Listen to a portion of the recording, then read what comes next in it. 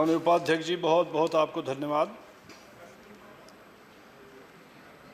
2014 के बाद एक बड़ी कैटेगरी आई भक्तों की। उन्होंने हर जगह कहना शुरू किया कि ये सरकार बड़ा ज़बरदस्त काम कर रही है। लोग पूछे वे ज़बरदस्त क्या किया, तो उन्होंने कहा दिखाई तो कुछ नहीं पड़ रहा है, लेकिन ज़बरदस्त काम हो रहा है और समय बताएगा। और इसी में 3 साल निकल गए। भक्तों ने कहा हजारों साल पहले अगस्त मुनि ने समुद्र का पानी पी लिया था, ये तो 2014 में हिंद महासागर में पानी आया है। और 70 साल में देश आज़ाद हो गया। 60 साल तक कांग्रेस को जनता वोट देती रही, लेकिन कांग्रेस के ज़माने में कुछ हुआ नहीं। पहले तो रेगिस्तान प्रधान देश था, अब 2014 के बाद कृषि प्रधान देश बना है। आज मान्यवर जो हम चर्चा कर रहे हैं किसानों के अपने दुख पर, तकलीफ पर, उनकी आत्महत्या पर, आज मैं कोई डाटा नहीं बता रहा हूं। अभी 2-3 दिन पहले मैं जंतर मंतर पे गया था। वहां तमिलनाडु के किसानों ने जिस तरह से उन्होंने हड़ताल, भूख हड़ताल, कपड़े उतार करके, और सैकड़ों किसानों के वहाँ नरकंकाल, लोगों की आत्महत्या की हुई है, किसानों की अवशेष जो सड़कों पर पड़े हैं जंतर मंतर को। आज हम भले उस सत्ता पक्ष से कह दें कि कांग्रेस के समय में क्या आत्महत्या नहीं हुई, इसलिए आज आत्महत्या इसलिए जायज़ है, ठीक है, हो रहा है। मैं तो मान लूँगा कि आप बहुत अच्छा 3 साल में कर रहे हैं। खेती बड़ा सुधर गई, किसान सुधर गया, आत्महत्या एक भी न हो, मैं मान लूँगा कि आपका काम बहुत अच्छा है। अगर डाटा देखिए तो पहले से ज़्यादा आत्महत्या हुई। आज जिस तरह से कोई भी डाटा उठाइए, आज आप देखिए हर तरह से नीचे जा रहा है किसान की हालत। और चाहे ऋण माफ़ी का मामला, ऋण माफ़ी का बड़ा गाना गाया जा रहा है। आप पूरे उत्तर प्रदेश में ऋण माफ़ी की चर्चा हुई, मध्य प्रदेश में हुई। आज आप देख लें कि केवल उत्तर प्रदेश में बुंदेलखंड में कितने % किसानों की के जो ऋण कर्जदार थे किसान, उनका क्या % माफ़ हुआ। आप देख लीजिए, आप जहां जहां घोषणाएं हो रही हैं, आप वास्तव में कितने किसान का उससे लाभ हो रहा है, इसको भी देखने की आवश्यकता है। और मैं ये भी कहना चाहता हूं कि पूरे देश में ऋण माफ़ी की डिमांड हुई किसानों के द्वारा। आपने तब ऋण माफ़ी किया जब मध्य प्रदेश में कई लोग मर गए, गोली चली, लाठी चली। लोगों ने डिमांड किया उत्तर प्रदेश में, हालांकि उस किसान जो है हिंदुस्तान का सबसे बड़ा अनऑर्गेनाइज सेक्टर है। किसानों के कोई संगठन नहीं है, भले कोई उनकी यूनियन हो, कुछ हो, लेकिन उनकी एक आवाज़ कहीं से नहीं निकल पाती। और ये भी बता दूं, आज सबसे ज़्यादा चिंता जिस कृषक वर्ग की हम चर्चा कर रहे हैं, जो भगवान भरोसे पानी पर, नहरों के भरोसे पानी सिंचाई के लिए, आज अगर सरकारी कांटे में खरीद लिया गया तो उसका अनाज का दाम मिल जाता है। और वो कैटेगरी जो अनाज को बेच करके अपने बेटी की शादी का इंतजाम करता है, अपने बच्चे की फीस माफ़ी का इंतजाम करता है, और जो जिसकी लैंड होल्डिंग कम है और जो पैदावार को अपने होल्ड नहीं कर सकता हफ्ते भर से ज़्यादा, आज सबसे ज़्यादा वही वर्ग किसान का के बारे में हम लोग चिंता व्यक्त कर रहे हैं। माननीय महोदय, मैं आपके माध्यम से कृषि मंत्री जी से आग्रह करना चाहता हूं।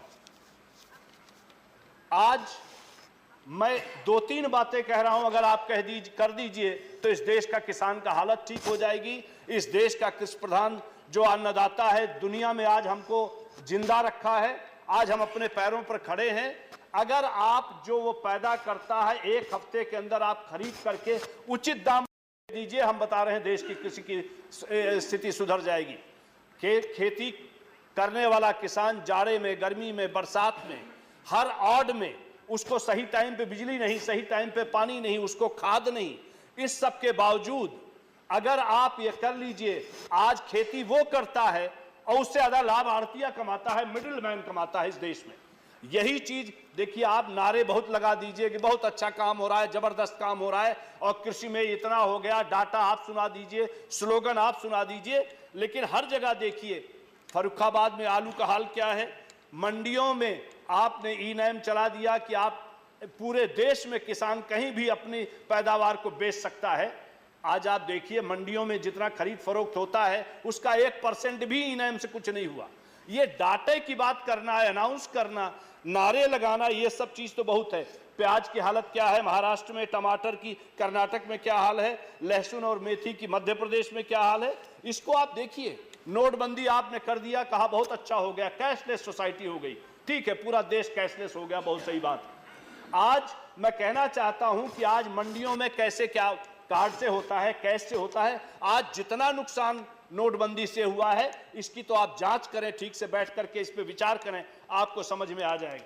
माननीय महोदय, इंपोर्ट ड्यूटी कहा गया कि आज जब हमारे पैदावार देश में बढ़ती है तो हम इंपोर्ट ड्यूटी भी बढ़ा घटा देते हैं। आज चाहते क्या है आप चाहते हैं कि कंपनीज का फायदा हो कि वाकई किसान का फायदा हो। अगर आपकी पैदावार हो रही है तो उसका दाम उसको सही तभी दाम मिल सकता है जब उसका इंपोर्ट बाहर से बंद हो। आज मान्यवर, आप इसके बारे में बड़ा गंभीरता से सोचें। फसल बीमा योजना में यही आप जांच कर लें कि किसानों को फायदा हुआ कि प्राइवेट कंपनी का ज्यादा फायदा हुआ। मैं कहना यह चाहता हूं कि हमारा मकसद क्या है। हम चाहते हैं किसानों का भला हो कि हम चाहते हैं कि टेक्नोलॉजी के नाम पर और इसके नाम पर तमाम सारी ये बातें हों। माननीय महोदय, मैं आप लोग कहते हैं कि कांग्रेस के जमाने में कुछ नहीं हुआ। मैं 2-3 चीजें आपसे निवेदन है कि पढ़ने का वक्त दें। कांग्रेस के रिजीम में एक्सपोर्ट 7 गुना ज्यादा बढ़ा था। India became world number 1 exporter of rice ahead of Thailand and Vietnam. India became number 2 exporter of cotton after US.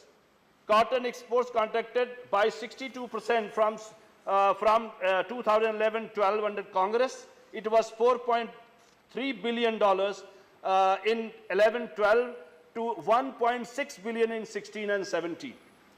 Soybean meal exports plunged from rupees 14,000 crore in 12-13 to a mere 1,500 crore in 15 and 16.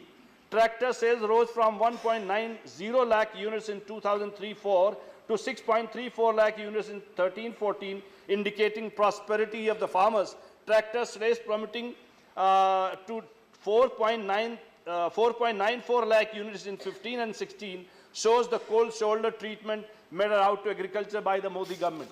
मैं आपसे कहना चाहता हूं मान्यवर, एक निवेदन अंतिम कर रहा हूं मैं आपसे।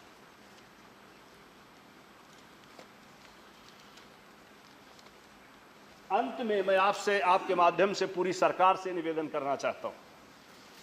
बहुत बढ़िया नारा है, आज भी मैं कहता हूं सबका साथ सबका विकास, लेकिन देश इसको सही तब मानेगा, इसका मजाक नहीं उड़ाएगा जब आप वास्तव में इसके लिए खुद करना इस पर शुरू करें। ये दिखाएं कि सबका साथ हम चाहते हैं और सबका विकास चाहते हैं। आप यकीन माने कि आज आप सरकार के सामने सबसे बड़ी चुनौती है कि इस देश में माहौल को ठीक करना। इसके बिना खेत तो रहेगा लेकिन खेती नहीं होगी, ऐसे ही किसान मरते रहेंगे। स्कूल कॉलेज विश्वविद्यालय रहेंगे लेकिन पढ़ाई नहीं होगी, और वहां पर जो वातावरण विश्वविद्यालयों में और कॉलेजों में हो रहा है उसका आप स्वयं ध्यान दे सकते हैं। उद्योग होंगे पर लाभकारी व्यापार नहीं होगा।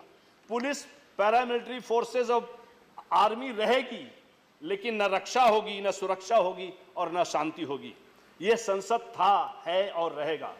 लेकिन अगर आप चाहते हैं वास्तव में सार्थक और सकारात्मक यहाँ चर्चा भी जारी रहे माहौल के साथ, तो आप माहौल ठीक करें। यह सबसे बड़ी चुनौती है। Thank you mister Sanjay Singh. Now mister